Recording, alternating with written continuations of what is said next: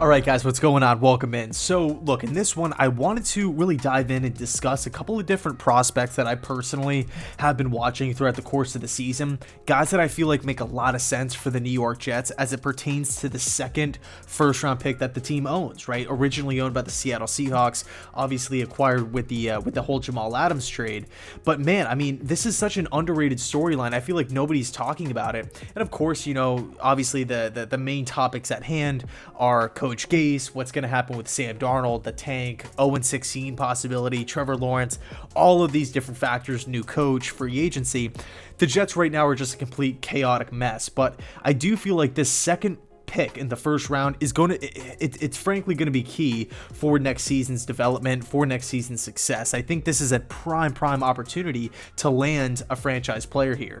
So with that being said, I feel like the Jets' main positions of need, if you will, the ones that we just desperately need help with, are wide receiver, guard, running back, cornerback, and outside linebacker. Okay, I'm leaving quarterback off the list, just assuming that we draft Trevor Lawrence with that first overall spot. But man, those 5 positions, I feel like the Jets have so much room for improvement. We need some talent at those positions. So with that being said, let's hop into it.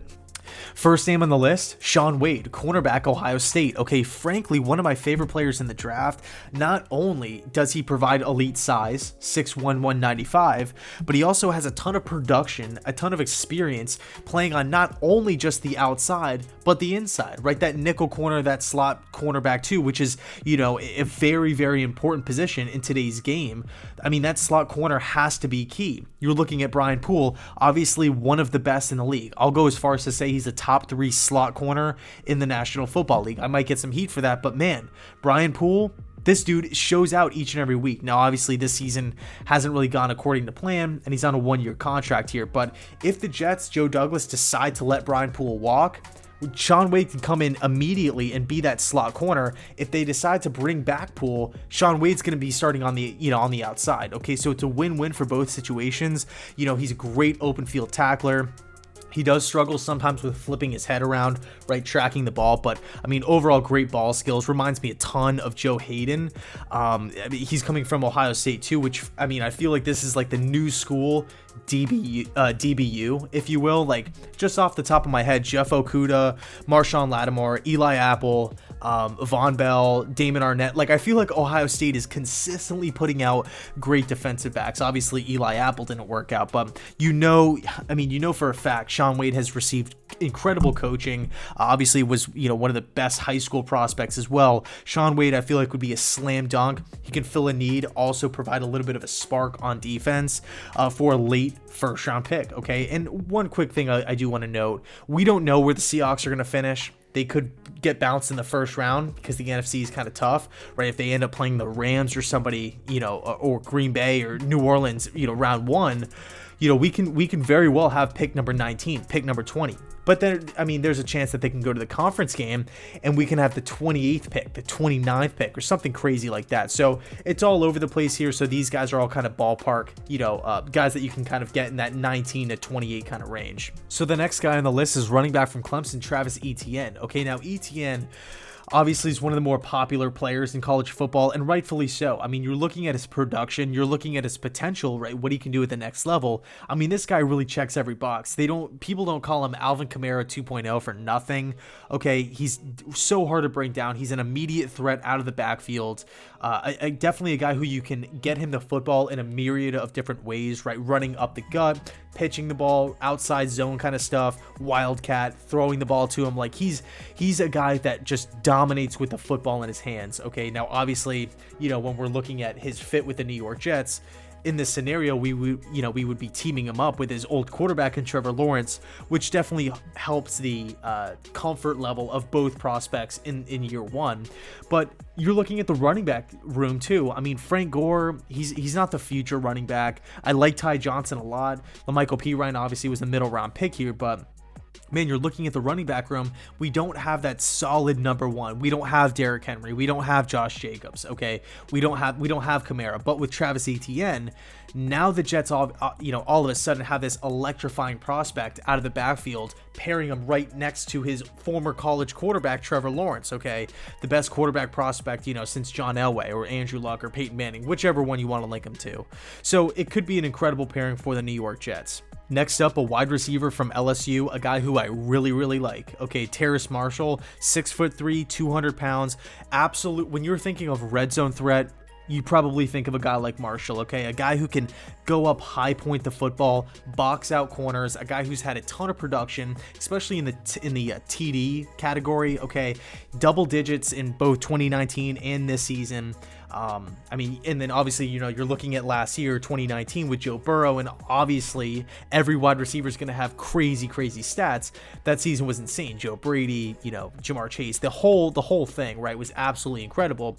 But then to take those stats and carry them over to this season with question marks at the quarterback, with the departure of Joe Brady, with Jamar Chase opting out, Marshall's workload, his responsibility, all of a sudden went from one of the guys to the guy in 1 year, and he did not disappoint. Okay, I look at Denzel Mims of the New York Jets. I look at Crowder. Both are really good guys, right? Guys that I like, that I want on this team, guys that I feel like they can build around. Okay, but I do feel like the Jets don't have that red zone threat. We don't have that guy on the outside who can just manhandle cornerbacks and throw them to the ground.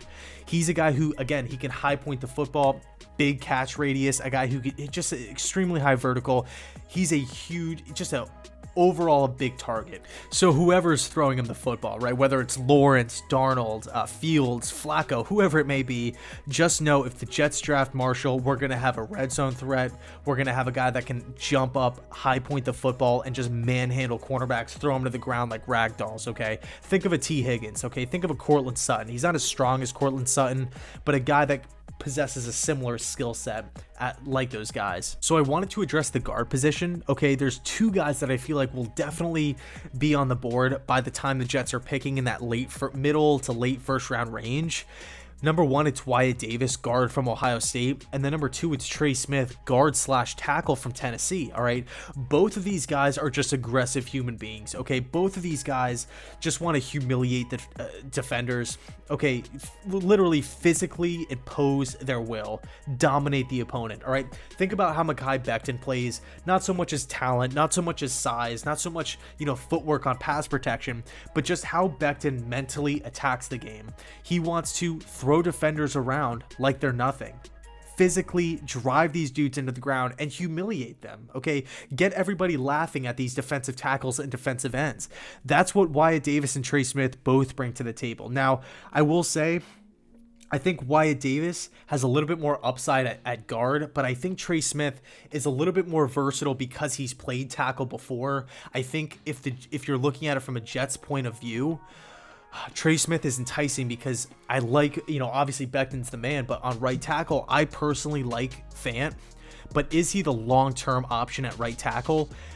I don't know. So if you draft Trey Smith, you can play him year one at guard, see how he does. If he's dominant, keep him there, re-sign Fant.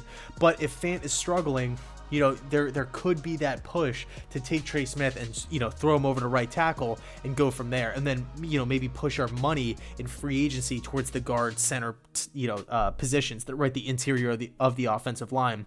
Whereas Davis, I feel like, is strictly a guard, but I feel like his potential's through the roof. If you want to talk about a tight end with elite size, with elite hands, that loves contact, right? A really physical dude that seeks it out, right? He wants to kind of be that George Kittle type of guy that just wants to inflict pain on defenders. You're talking about Pat Freiermuth, okay?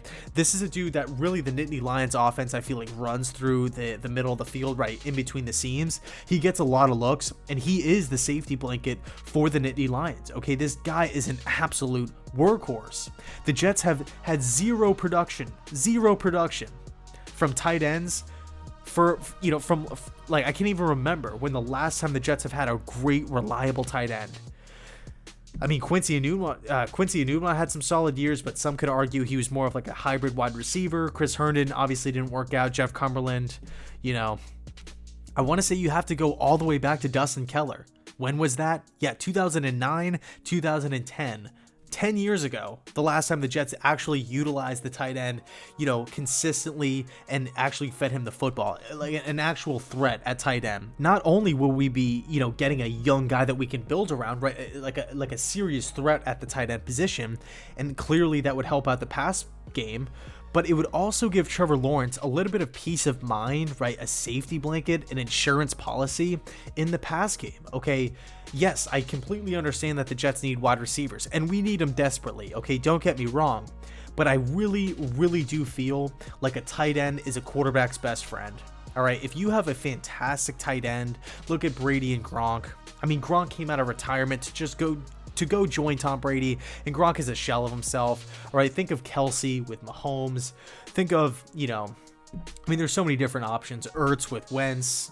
Now you can say it's Jalen Hurts, but Kittle with Garoppolo or whoever's playing quarterback over there. I mean, throughout history, the tight end position is just, it provides the quarterback with so much security, so much peace of mind as you head into these, third and shorts, these third and maybes, these 3rd and 8 situations where if the quarterback's under pressure, he could dump it off to the tight end, big catch radius, he can come down with the football. He's not going to go down immediately on first contact, okay? So Freiermuth is definitely a guy that I would look at if I'm running the New York Jets.